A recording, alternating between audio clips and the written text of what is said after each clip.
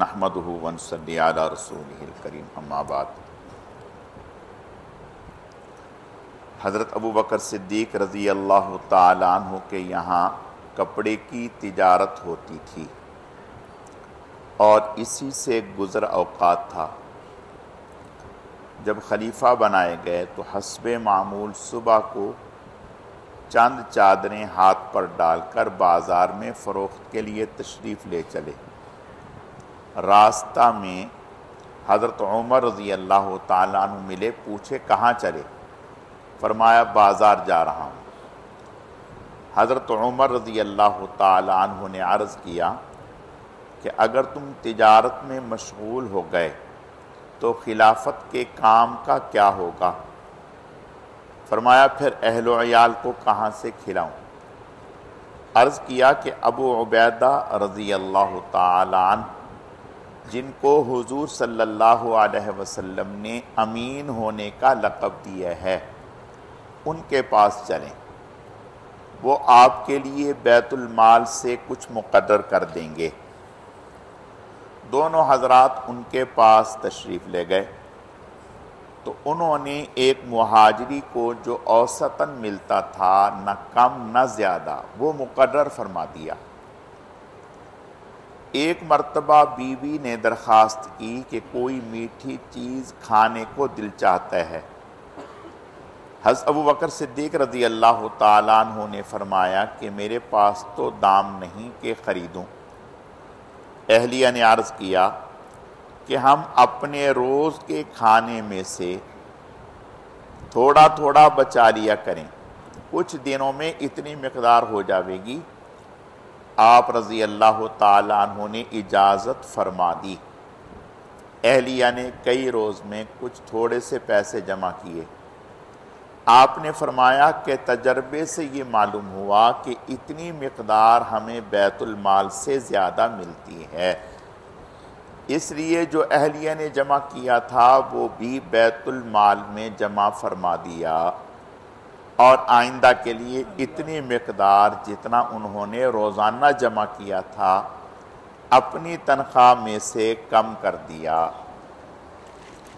فائدہ: اتنے بڑے خلیفہ اور بادشاہ پہلے سے اپنی تجارت بھی کرتے تھے اور وہ ضروریات کو کافی بھی تھی، جیسا کہ اس اعلان سے معلوم ہوتا ہے جو بخاری میں حضرت عائشہ صدیقہ رضی اللہ تعالیٰ عنہ سے مروی ہے کہ جب حضرت ابو بکر رضی اللہ تعالیٰ عنہ خلیفہ بنائے گئے تو آپ رضی اللہ تعالیٰ عنہ نے فرمایا کہ میری قوم کو یہ بات معلوم ہے کہ میرا پیشہ تجارت میرے اہل و عیال کو ناکافی نہیں تھا، لیکن اب خلافت کی وجہ سے مسلمانوں کے کاروبار میں مشغولی ہے، اس لیے بیت المال سے میرے اہل و عیال کا کھانا مقرر ہوگا۔ اس کے باوجود حضرت ابو بکر صدیق رضی اللہ تعالیٰ عنہ کا وصال ہونے لگا تو حضرت عائشہ صدیقہ رضی اللہ تعالیٰ عنہ کو وصیت فرمائی کہ میری ضرورتوں میں جو چیزیں بیت المال کی ہیں وہ میرے بعد آنے والے خلیفہ کے حوالے کر دی جائیں۔ حضرت انس رضی اللہ تعالیٰ عنہ فرماتے ہیں کہ آپ کے پاس کوئی دینار یا درہم نہیں تھا، ایک اونٹنی دودھ کی، ایک پیالہ، ایک خادم تھا، بعض روایات میں ایک اوڑھنا، ایک بچھونا بھی آیا ہے۔ یہ اشیاء جب حضرت عمر رضی اللہ تعالیٰ عنہ کے پاس نیابت میں پہنچی تو آپ نے فرمایا کہ اللہ تعالیٰ ابو بکر پر رحم فرمائیں کہ اپنے سے بعد والوں کو مشقت میں ڈال گئے۔ میرے عزیزو، آج اگر ہر آدمی اس بات کا خیال کر لے کہ اللہ تعالیٰ کے ہاں جواب دہی ہونی ہے، میں اتنا لوں جتنا میرا حق ہے، جتنا میرا حق ہے اتنا لوں، تو معاملات خاصے بہتر ہو جائیں۔ بس مسئلہ اتنا ہے کہ اللہ کا خوف اور ڈر ہی نہیں ہے دل میں، اسی وجہ سے انسان جو ہے بے اعتدالیاں کرتا ہے۔ اللہ تعالی ہمیں اپنا خوف، اپنا دھیان نصیب فرمائے۔ حضرت عمر رضی اللہ تعالیٰ عنہ حضور اقدس صلی اللہ علیہ وسلم کا یہ ارشاد نقل کرتے ہیں کہ حق تعالی شانہ اس کتاب یعنی قرآن پاک کی وجہ سے کتنے ہی لوگوں کو بلند مرتبہ کرتا ہے اور کتنے ہی لوگوں کو پست و ذلیل کرتا ہے۔ یعنی جو لوگ اس پر ایمان لاتے ہیں، عمل کرتے ہیں، حق تعالی شانہ ان کو دنیا و آخرت میں رفعت و عزت عطا فرماتے ہیں، اور جو لوگ اس پر عمل نہیں کرتے حق سبحانہ و تقدس ان کو ذلیل کرتے ہیں۔ کلام اللہ شریف کی آیات سے بھی یہ مضمون ثابت ہوتا ہے۔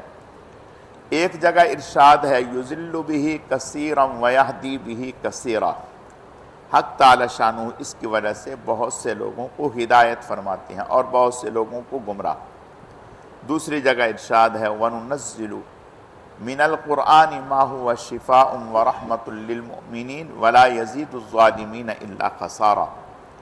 حضور اکرم صلی اللہ علیہ وسلم کا ارشاد منقول ہے کہ اس امت کے بہت سے منافق قاری ہوں گے۔ بعض مشائخ سے احیاء میں نقل کیا ہے کہ بندہ ایک سورت کلام پاک کی شروع کرتا ہے تو ملائکہ اس کے لیے رحمت کی دعا کرتے رہتے ہیں یہاں تک کہ وہ فارغ ہو، اور دوسرا شخص اس سورت شروع کرتا ہے تو ملائکہ اس کے ختم تک اس پر لعنت کرتے ہیں۔ بعض علماء سے منقول ہے کہ آدمی تلاوت کرتا ہے، خود اپنے اوپر لعنت کرتا ہے اور اس کو خبر بھی نہیں ہوتی۔ قرآن شریف میں پڑھتا ہے الا لعنت اللہ علی الظالمین، اور خود ظالم ہونے کی وجہ سے اس وعید میں داخل ہوتا ہے۔ اسی طرح پڑھتا ہے لعنت اللہ علی الکاذبین، اور خود جھوٹا ہونے کی وجہ سے اس کا مستحق ہوتا ہے۔ عامر بن واصلہ کہتے ہیں کہ حضرت عمر رضی اللہ تعالیٰ عنہ نافع بن عبد الحارث کو مکہ مکرمہ کا حاکم بنا رکھا تھا۔ ان سے ایک دفعہ دریافت فرمایا کہ جنگلات کا ناظم کس کو مقرر کر رکھا ہے؟ انہوں نے عرض کیا کہ ابن ابزہ کو۔ حضرت عمر رضی اللہ تعالیٰ عنہ نے پوچھا کہ ابن ابزہ کون شخص ہے؟ انہوں نے عرض کیا کہ ہمارا ایک غلام ہے۔ حضرت عمر رضی اللہ تعالیٰ عنہ نے اعتراضاً فرمایا کہ غلام کو امیر کیوں بنا دیا؟ انہوں نے کہا کہ کتاب اللہ کا پڑھنے والا ہے۔ حضرت عمر رضی اللہ تعالیٰ عنہ نے اس حدیث کو نقل کیا کہ نبی اکرم صلی اللہ علیہ وسلم کا ارشاد ہے کہ حق تعالی شانہ اس کلام کی بدولت بہت سے لوگوں کے رفع درجات فرماتے ہیں اور بہت سوں کو پست کرتے ہیں۔ اللہ تعالی ہمیں بھی قرآن پاک کے ساتھ سچا تعلق رکھنے کی توفیق نصیب فرمائے۔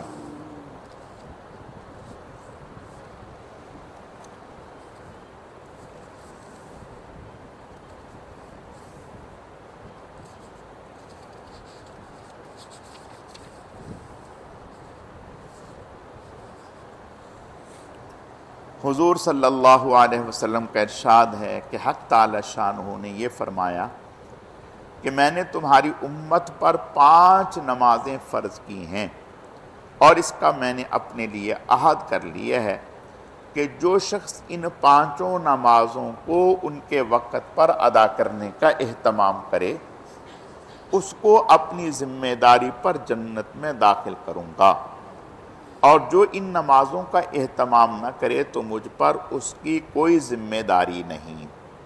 فائدہ، ایک دوسری حدیث میں یہ مضمون اور وضاحت سے آیا ہے کہ حق تعالی شانہ نے 5 نمازیں فرض فرمائی ہیں۔ جو شخص ان میں لاپرواہی سے کسی قسم کی کوتاہی نہ کرے، اچھی طرح وضو کرے اور وقت پر ادا کرے، خشوع خضوع سے پڑھے، حق تعالی شانہ کا عہد ہے کہ اس کو جنت میں ضرور داخل فرمائیں گے، اور جو شخص ایسا نہ کرے اللہ تعالیٰ کا کوئی عہد اس سے نہیں، چاہے اس کی مغفرت فرمائیں چاہے عذاب دیں۔ کتنی بڑی فضیلت ہے نماز کی کہ اس کے اہتمام سے اللہ کے عہد میں اور ذمہ داری میں آدمی داخل ہو جاتا ہے۔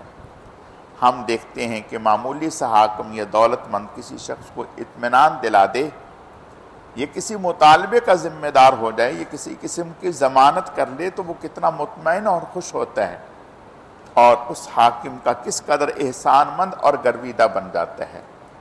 یہاں ایک معمولی عبادت پر جس میں کچھ مشقت بھی نہیں، مالک الملک دو جہاں کا بادشاہ عہد کرتا ہے، پھر بھی لوگ اس چیز سے غفلت اور لاپرواہی کرتے ہیں۔ اس میں کسی کا کیا نقصان ہے؟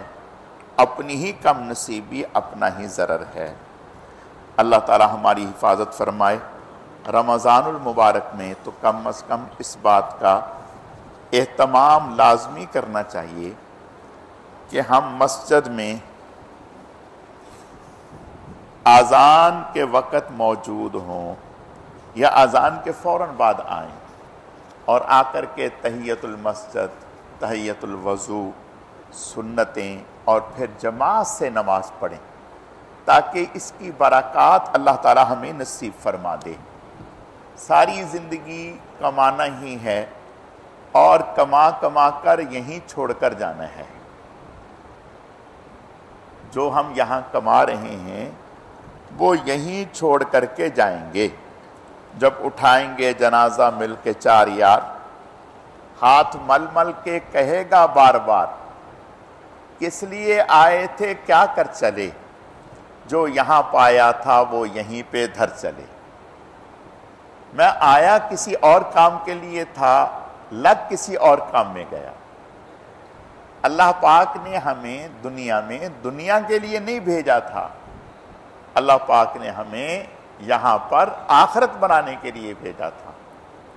یہ اللہ کا ہم پر احسان ہے کہ اس نے دنیا بنانے سے منع نہیں کیا۔ یہ نہیں فرمایا کہ آپ دنیا نہ بنائیں، دنیا نہ کمائیں، تجارت نہ کریں، کاروبار نہ کریں، نوکری نہ کریں، یہ نہیں کہا، ضرور کریں، لیکن رنگ غالب دین کا رکھیں، رنگ غالب دین کا رکھیں۔ پہچان آپ کی دین ہو، پہچان آپ کا تقوی ہو، پہچان آپ کی للہیت ہو۔ آج ہم نے اپنی پہچانیں ختم کر دیں۔ بھئی یہ کون ہے؟ یہ ذمہ دار ہے۔ یہ کون ہے؟ یہ کاروباری ہے۔ یہ کون ہے؟ یہ بزنس مین ہے۔ یہ کون ہے؟ یہ فلاں والا ہے۔ یہ تعارف نہیں ہے کہ یہ کون ہے؟ یہ ایمان والا ہے۔ یہ کون ہے؟ یہ عبادت والا ہے۔ یہ کون ہے؟ یہ تقوی والا ہے۔ یہ ساری پہچانیں یہیں تک ہیں۔ آپ کاروباری ہیں تو یہ پہچان صرف دنیا میں، آخرت میں یہ پہچان نہیں ہوگی۔ آخرت میں یہ تعارف بھی نہیں چلے گا۔ قبر میں یہ تعارف نہیں چلے گا کہ بھئی آپ کاروباری تھی، نہیں، یہ نہیں، یہ تو بات ہی نہیں ہوگی۔ آخرت کا تعارف اور ہے۔ آخرت کا تعارف ایمان ہے، اعمال ہیں، تقوی ہے، عبادت ہے، اللہ کی رضا والے اعمال ہیں۔ یہ آخرت کا تعارف ہے، اور یہ تعارف تو دنیا ہے، اور چند دن کے یہ تعارف ہیں اور اس کے بعد تو ختم ہو جائیں گے۔ جب کوئی انسان فوت ہو گیا، بھئی بہت بڑا ڈاکٹر تھا، اس کی ڈاکٹری ختم ہو گئی، اس کی انجینئرنگ ختم ہو گئی، اس کا پائلٹ ہونا ختم ہو گیا۔ اب یہ چیزیں کام نہیں آئیں گی، کوئی اور چیزیں کام آئیں گی۔ جو وہاں کام آنی ہے اس کی اللہ ہمیں معاف فرمائے، اس کی ہمیں فکر نہیں۔ اور دیکھو یہ رمضان بہت مبارک رمضان ہے، بہت قیمتی مہینہ ہے۔ اللہ تعالیٰ مجھے بھی آپ کو بھی اس کی قدردانی کی توفیق عطا فرمائے۔ دیکھو اگر یہ رمضان میں نے آپ نے صحیح معنوں میں کما لیا تو انشاءاللہ پورا سال اللہ اس کی برکات نصیب فرمائیں گے۔ اور اگر خدا نخواستہ یہ رمضان ہم نے کھو دیا تو پورا سال اس کی نحوست ہمارے پلے پڑ جائے گی۔ اللہ ہماری حفاظت فرمائے۔ تو اس لیے رمضان میں اس بات کا کم از کم ہم نے اہتمام کرنا ہے کہ ہماری کوئی نماز بھی جماعت سے تکبیر اولیٰ سے نہ رہے۔ حضور صلی اللہ علیہ وسلم اللہ جل جلالہ کا پاک ارشاد نقل فرماتے ہیں کہ تو صبح کی نماز کے بعد اور عصر کی نماز کے بعد تھوڑی دیر مجھے یاد کر لیا کر، میں درمیانی حصے میں تیری کفایت کروں گا۔ سبحان اللہ، سبحان اللہ۔ ایک حدیث میں آیا ہے کہ اللہ کا ذکر کیا کر، وہ تیری مطلب براری میں معین ہوگا۔ فائدہ، آخرت کے واسطے نہ صحیح دنیا کے لیے ہم لوگ کیسی کیسی کوششیں کر ڈالتے ہیں، کیا بگڑ جائے گا اگر تھوڑی سی دیر صبح اور عصر کے بعد اللہ کا ذکر بھی کر لیا کریں، کہ احادیث میں کثرت سے ان دو وقتوں میں اللہ کے ذکر کے فضائل وارد ہوئے ہیں۔ جب اللہ جل جلالہ کفایت کا وعدہ فرماتے ہیں، پھر کسی دوسری چیز کی کیا ضرورت باقی ہے؟ ایک حدیث میں آیا ہے کہ حضور اقدس صلی اللہ علیہ وسلم ارشاد فرماتے ہیں، میں ایسی جماعت کے ساتھ بیٹھوں جو صبح کی نماز کے بعد آفتاب نکلنے تک اللہ کے ذکر میں مشغول ہو، مجھے زیادہ پسند ہے اس سے کہ 4 عرب غلام آزاد کروں۔ اسی طرح ایسی جماعت کے ساتھ بیٹھوں جو عصر کی نماز کے بعد سے غروب تک اللہ کے ذکر میں مشغول رہے، یہ زیادہ پسند ہے 4 غلام آزاد کرنے سے۔ ایک حدیث میں ہے کہ جو شخص صبح کی نماز جماعت سے پڑھے پھر آفتاب نکلنے تک اللہ کے ذکر میں مشغول رہے اور پھر 2 رکعت نفل پڑھے، اس کو ایسا ثواب ملے گا جیسا حج اور عمرے پر ملتا ہے۔ اور حج اور عمرہ بھی وہ جو کامل ہو۔ حضور صلی اللہ علیہ وسلم کا ارشاد ہے کہ میں ایک جماعت کے ساتھ صبح کی نماز کے بعد سے آفتاب نکلنے تک ذکر میں مشغول رہوں، یہ مجھے دنیا اور دنیا کی تمام چیزوں سے زیادہ محبوب ہے۔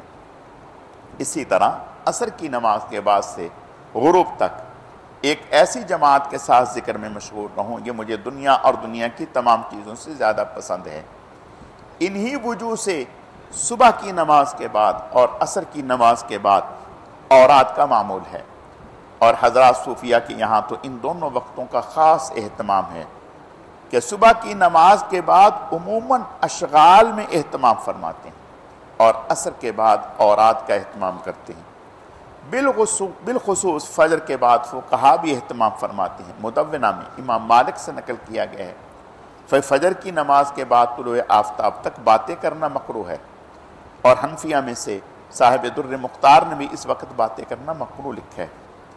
ایک حدیث میں آیا ہے کہ جو شخص صبح کی نماز کے بعد اسی حیث سے بیٹھے ہوئے بولنے سے قبل یہ دعا 10 مرتبہ پڑھے، لا الہ الا اللہ وحدہ لا شریک لہ لہ الملک و لہ الحمد یحیی و یمیت وہو علی کل شیء قدیر، اللہ کے سوا کوئی معبود نہیں، وہ اپنی ذات اور صفات میں اکیلا ہے، کوئی اس کا شریک نہیں، سارا ملک دنیا اور آخرت اسی کا ہے، اور جتنی خوبیاں ہیں وہ اسی پاک ذات کے لیے ہیں، وہی زندہ کرتا ہے، وہی مارتا ہے، اور وہ ہر چیز پر قادر ہے، تو اس کے لیے 10 نیکیاں لکھی جائیں، 10 برائیاں معاف فرمائی جائیں، اور جنت میں 10 درجے بلند کیے جائیں، اور تمام دن شیطان سے اور مکروہات سے محفوظ رہے۔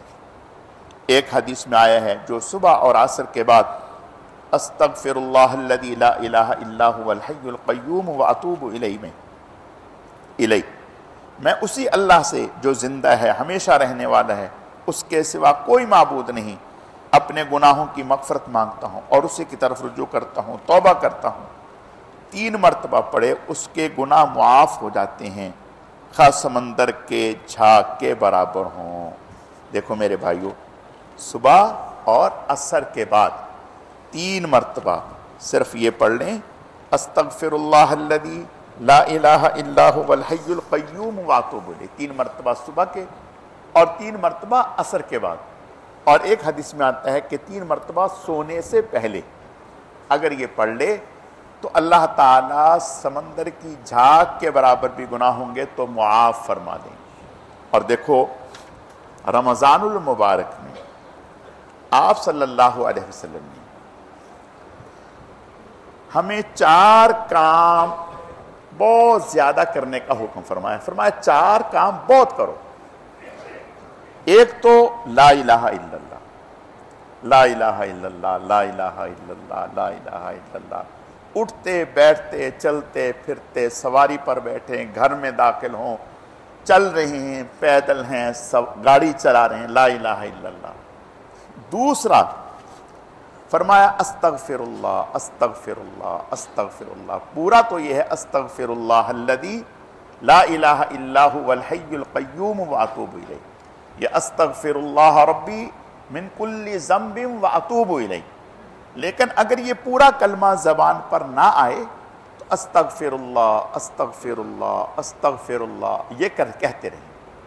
اب آپ دیکھیں کہ عام دنوں میں اللہ کے نبی یہ فرما رہے ہیں کہ 3 مرتبہ صبح فجر کے بعد 3 مرتبہ عصر کے بعد پڑھ لیں تو سمندر کی جھاگ کے برابر بھی گناہ معاف فرما دیں. اور رمضان میں آپ فرما رہے ہیں کہ کثرت سے پڑھو پڑھو پڑھو پڑھو. اس کا مطلب یہ ہوا کہ یہ بہت ہی قیمتی عمل ہے، بہت ہی قیمتی عمل ہے. جبھی آپ صلی اللہ علیہ وسلم اس کی تاکید فرما رہے ہیں استغفار کی.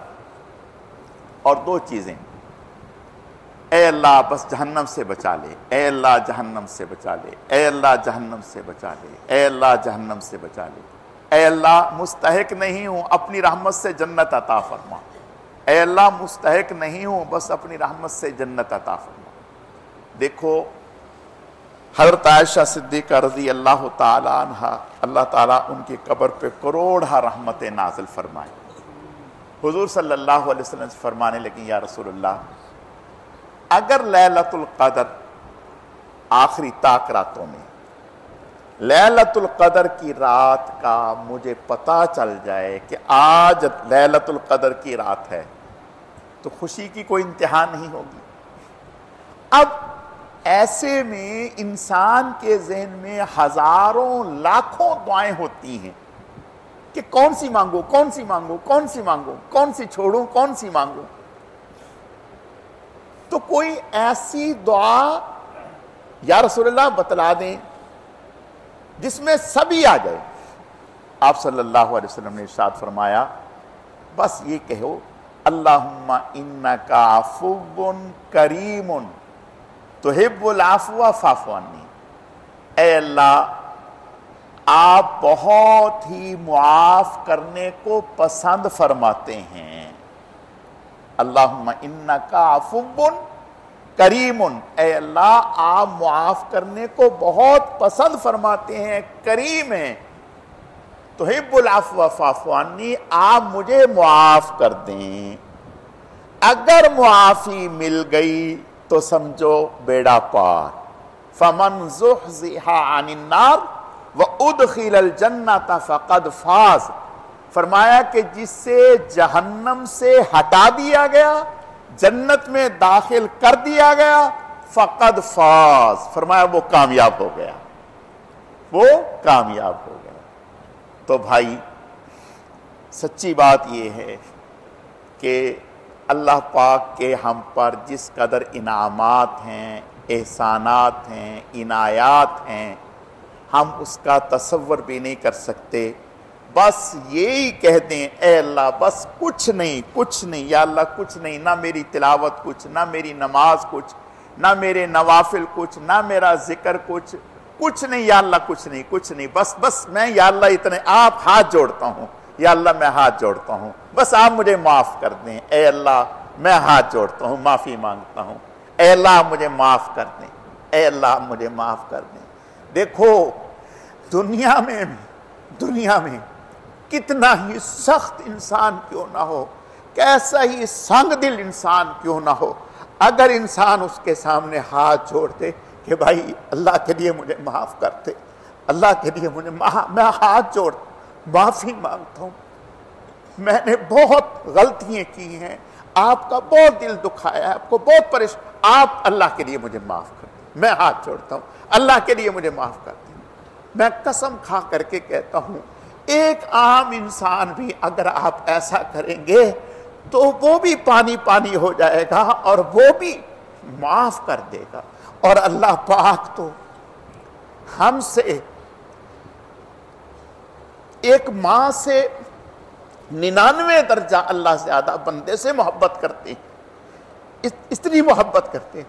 تو جب انسان اللہ سے یہ کہے اے اللہ کچھ نہیں، بس یہ ہاتھ جوڑتا ہوں، اے اللہ مجھے معاف کر، یا اللہ میرے دامن میں پیش کرنے کے لیے کچھ نہیں، میرے دامن میں سوائے خطاؤں کے، سوائے گناہوں کے، سوائے ظلم اور زیادتی کے یا اللہ کچھ نہیں، بس آپ کی رحمت کا واسطہ ہے، آپ کو آپ کی مہربانی، آپ کی ربوبیت کا واسطہ ہے، آپ بس مجھے معاف کر دیں، میں جیسا کیسا بھی ہوں اپنی رحمت کی چادر مجھ پہ ڈال دیں۔ آپ کر کے تو دیکھیں، انشاءاللہ اللہ بہت کریم ہے، بہت کریم ہے، صرف ہمیں ہی نہیں، جن کے معافی کے لیے ہم اللہ کی بارگاہ میں ہاتھ اٹھائیں گے اللہ انہیں بھی معاف کر دے گا۔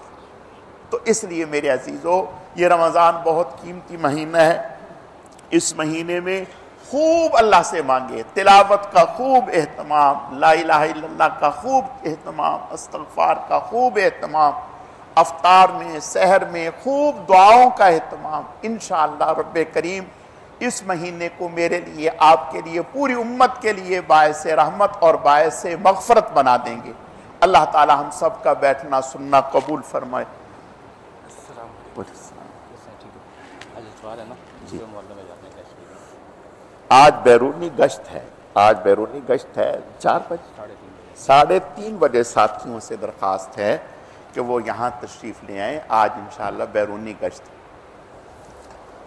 الحمدللہ رب العالمین والعاقبۃ للمتقین والصلاة والسلام علی سید المرسلین اللہم لک الحمد کما انت اہل فصل علی محمد کما انت اہل وفعل بنا ما انت اہل فانک اہل التقوی و اہل المغفرہ اللہم لک الحمد کما انت اہل فصل علی محمد کما انت اہل وفعل بنا ما انت اہل فانک اہل التقوی و اہل المغفرہ۔ اے اللہ جتنی بھی احادیث مبارکہ پڑھی گئیں، اے اللہ انہیں اپنی بارگاہ میں قبول فرما دیجیے۔ اے اللہ ان احادیث کا نور ہمارے سینوں میں پیدا فرما دیجیے۔ اے اللہ ان احادیث پر عمل پیرا ہونے کی توفیق عطا فرما دیجیے۔ اے اللہ ہم بہت ہی کمزور ہیں، گناہگار ہیں، سیاہکار ہیں۔ اے اللہ ہمیں اپنی بدعمالیوں اور نالائکیوں کا اعتراف ہے۔ اے اللہ ہم توبہ کرتے ہیں، سچے دل سے معافی مانگتے ہیں، اپنے کرم سے ہم سب کو معاف فرما دیجیے۔ اے اللہ ہم سب کی مغفرت کے فیصلے فرما دیجیے۔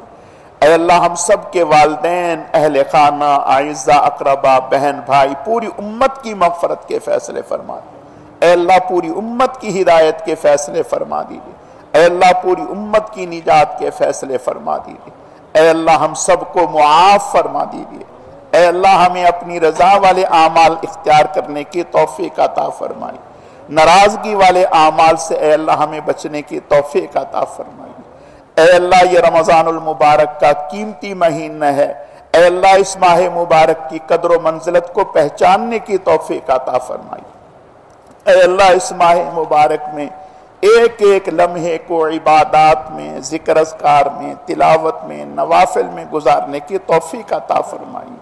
اے اللہ ہمیں 5 نمازیں مسجد میں جماعت کے ساتھ، تکبیر اولیٰ کے ساتھ، صفت احسان کے ساتھ ادا کرنے کی توفیق عطا فرمائی۔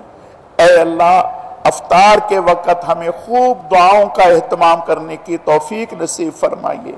اے اللہ ہمیں اپنے روزوں کو ہر گناہ سے بچانے کی توفیق عطا فرمائیے۔ اے اللہ تراویح کا اہتمام کرنے کی توفیق نصیب فرمائیے۔ اے اللہ رمضان المبارک میں ہر ایک گناہ سے بچنے کی ہمیں توفیق عطا فرمائیے۔ اے اللہ ہمارے ہر عمل میں اخلاص پیدا فرمائیے، اپنی رضا نصیب فرمائیے۔ اے اللہ ہمیں رمضان آپ صلی اللہ علیہ وسلم کی منشا کے مطابق گزارنے کی توفیق عطا فرمائیے۔ اے اللہ اس ماہ مبارک کی خیر و برکتیں، انوارات جو آپ نے جناب رسول اللہ صلی اللہ علیہ وسلم کو، صحابہ کرام کو عطا فرمائیں، اے اللہ وہ ہمیں بھی نصیب فرما دیں۔ اے اللہ وہ ہمیں بھی نصیب فرما دیں۔ اے اللہ ہماری دعاؤں کو ہم سب کے حق میں، پوری امت کے حق میں قبول فرما دیں۔ اے اللہ فلسطین کے مظلوم مسلمانوں کی امداد فرما دیجیے۔ اے اللہ فلسطین کے مظلوم مسلمانوں کی امداد فرما دیجیے، انہیں ظالموں کے ظلم سے نجات عطا فرما دیجیے۔ اے اللہ انہیں فتح اور کامیابیوں سے ہمکنار فرما دیجیے۔ اے اللہ دنیا بھر کے مسلمانوں کو ان مظلوموں کا بھرپور ساتھ دینے کی توفیق نصیب فرمائیے۔